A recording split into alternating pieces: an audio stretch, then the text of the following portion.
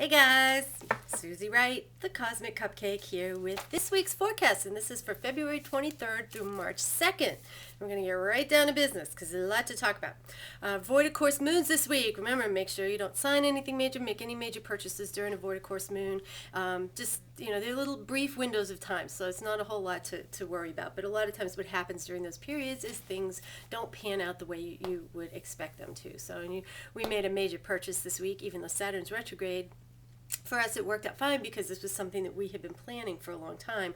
And you better believe when those papers came out for us to sign, I was sitting there with my little planetary guide on my computer going, we're going to wait until make sure that there's no void of course moons. And fortunately, there were none. So everything worked out fine. So void of course moons this week, 6:14 a.m. to 7:46 a.m. on Thursday when the moon jumps into jolly Sagittarius. I just love Sag moons. Saturday, 1:08 p.m. to 2:32 p.m. And then the moon is going to go into business-like Capricorn. And Monday, 11:03 p.m. to 12, I put 4 here. I don't know if it's 12:14 or 12:40. I'm sorry. 12:14 a.m. And that's a void of course moon period there, and then the moon is going to jump into lively Aquarius, curious Aquarius. We've got this week our major planetary aspects are Mars conjunct Chiron in Pisces, and that's going to happen exactly on Thursday. Jupiter in Aries is going to square Pluto in Capricorn on Friday. That's going to be a big one. And that, like I said, that's Friday. And then Venus is going to enter Aquarius on Tuesday. A little bit of detachment after some drama that we've had. So, this whole thing, I was kind of trying to sum it all up. And there's so many different pieces and parts to these three aspects. And it was kind of like, one of them that I got was, it's kind of like, hey, I found this new spiritual way. And by God, you better get with it. So watch out for anybody trying to tell you, as usual, who listens to people that are trying to shove spirituality and that kind of stuff down their throats? Nobody, I hope. So this is about finding your own way still. And for with this Mars and Chiron, Mars conjunct Chiron, that also there's a lot of healing energy for us personally, and depending on where that falls in your chart, those areas you're going to gain some insights this week, some heavy insights into patterns and things that you've been going through, your whole life, and how to work through those finally, dismantling the buttons on some levels. So that others can't lead you astray. You're a little more solid. So sign by sign, here we go. Yes, you definitely got the sign by sign this week. I did sign, okay? Aries, this week, for you, this is about getting real in relationships and work arenas. Those are the two areas that are really impacted heavily. And you're going to be asking yourself, like a lot of Aries will be saying, like, is that all there is? Is this all there is? I got there, okay. And the cosmic answer, of course, is no. So this is the time to reamp that inventiveness, find that passion again, what made you head in the direction you're heading, or if you need to find it in another direction. But just fire yourself up again. Find out what brings you joy. Taurus, this week, your friends are going to be pretty insightful. I've called this for other signs in different weeks before, but I love when this stuff happens, just hanging out with friends, and all of a sudden somebody says something and the light comes on, and you get this wonderful idea or this wonderful insight into something, and that's what's going to happen to you this week. So hang out with your friends, the good ones, of course. And it's going to, because this is going to propel you into more of like a mission, in some way or other. So, And Gemini, the roadblocks that you face this week, there'll be a few here and there, they're going to come from ego clashes. So what you want to do is just listen a little bit more and don't take any changes and shifts too personally. Let everybody kind of, battle it out, and then just step in with the, okay, so this is how we can work this out. Be the moderator. Don't get all caught up in it. Cancer, Jupiter in your career sector, again, is going to be challenging you to set your boundaries at work. So once again, this is a balance between home life and career. If it's too much on either end, it's just not working for you. But these are the lessons. This is what you keep getting hammered with. So eventually all of this is just going to become innate, and you'll get it. But that's why these roadblocks keep getting thrown up in your face. So if the boss is asking you to do too much work, set the boundaries, mean it. For many, many years, you didn't mean it. And that's why people, don't necessarily take you seriously. So mean it. And at home, too. Family is leaning too much on you. You have to set your own boundaries. So just a few more little attacks, as it were, in those arenas, but nothing too serious. So you've been through it before. You got it. Leo, honesty and faith are going to get you through this week. Those are your two key words. So work struggles are going to kind of melt away a little bit more. You know, there's been a lot of drama in the last year or so, and your sense of fitting in again. You start to feel like you belong a little bit more, finding your own way. That's renewed. So Virgo, finances look good and relationships are still a little bit of a challenge. You're still, again, in this coming out period, maybe literally, maybe just figuratively, but getting back in the social network of things, okay?